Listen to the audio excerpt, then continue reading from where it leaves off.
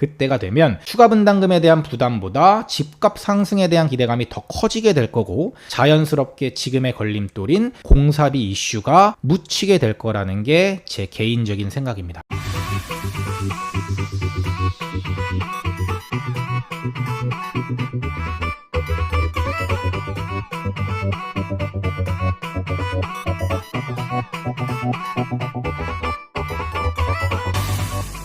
지금까지 아마 영상을 잘 따라오셨으면 이런 궁금증이 자연스럽게 생겨야 됩니다.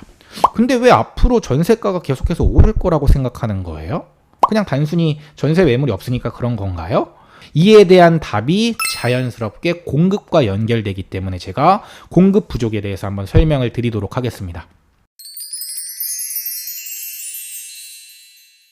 먼저 입주 물량하고 전세 가격의 상관관계를 한번 살펴봐야 될 것 같아요. 전세가는 물가와 비슷한 개념으로 장기 우상향하는 그래프가 정상적인 그래프거든요. 화폐 가치가 하락하기 때문에 그런 겁니다. 이를 뒷받침하는 증거로 M2 유동성과 전세지수의 상관계수를 봤을 때 거의 1에 가깝습니다. 통화량의 증가에 맞춰서 전세가는 올라가는 게 정상이라는 거죠. 그런데 거의 직선에 가까운 M2 그래프에 반해서 전세지수는 올랐다 내렸다를 반복하면서 장기 우상향하는 그래프를 그립니다. 그 이유가 바로 공급 때문에 그런 겁니다.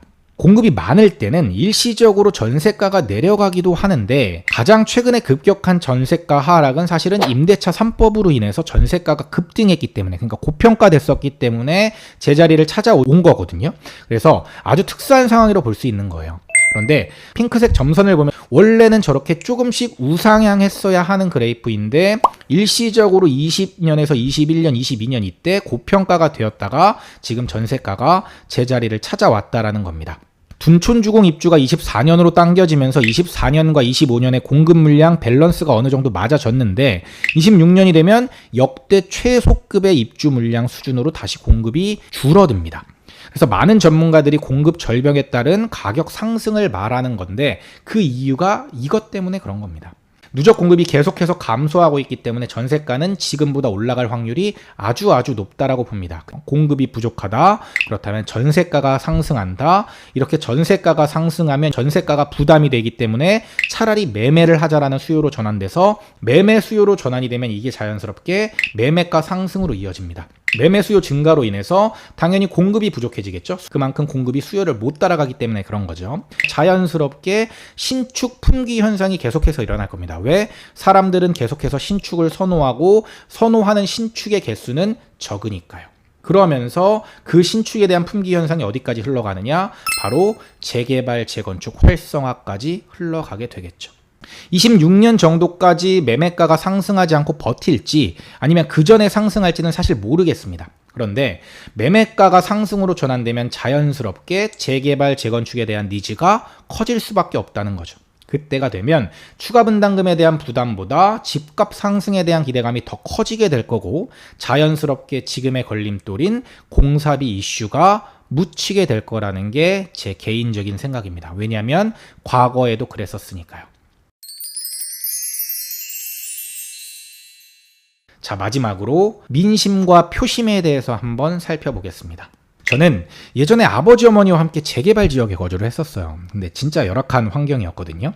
그곳에서 몸테크를 하면서 버티는 게 얼마나 힘든지 저는 진짜 누구보다 잘 알고 있습니다. 현재 정부와 오세훈 서울시장의 기조는 비슷합니다. 재개발, 재건축을 활성화하기 위한 여러 대책들을 지금 내놓고 있고 안전진단 면제, 용적률 완화 이런 정책들도 많이 나오고 있죠. 그리고 이렇게나 많은 지역들이 모아타운이나 신통기획 등으로 재개발, 재건축이 지정이 돼가지고 앞으로 신축이 될 단지들이 이렇게 많은 겁니다. 구역 지정이 이렇게 많이 된 거죠. 시간이 지나면 지날수록 신축에 대한 니즈는 훨씬 더 강해질 거예요.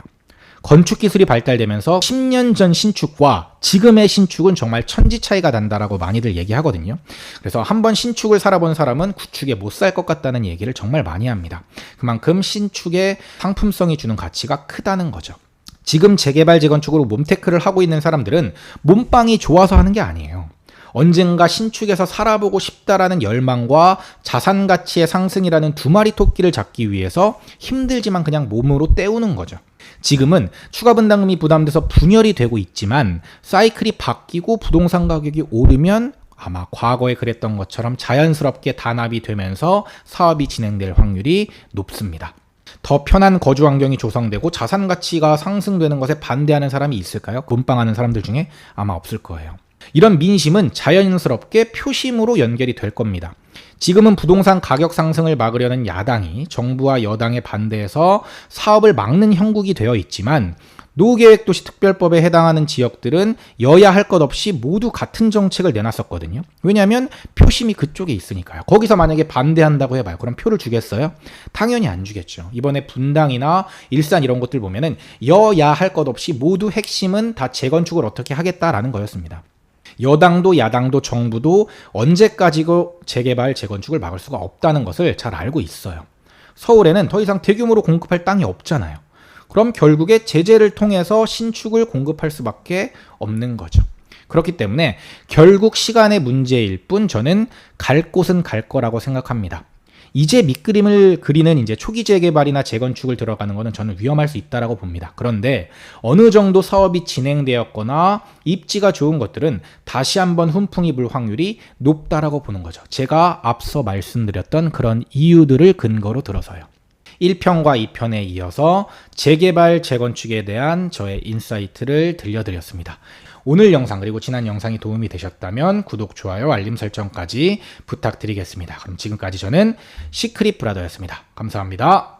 시크릿 브라더 채널을 구독, 좋아요, 알림 설정 부탁드려요.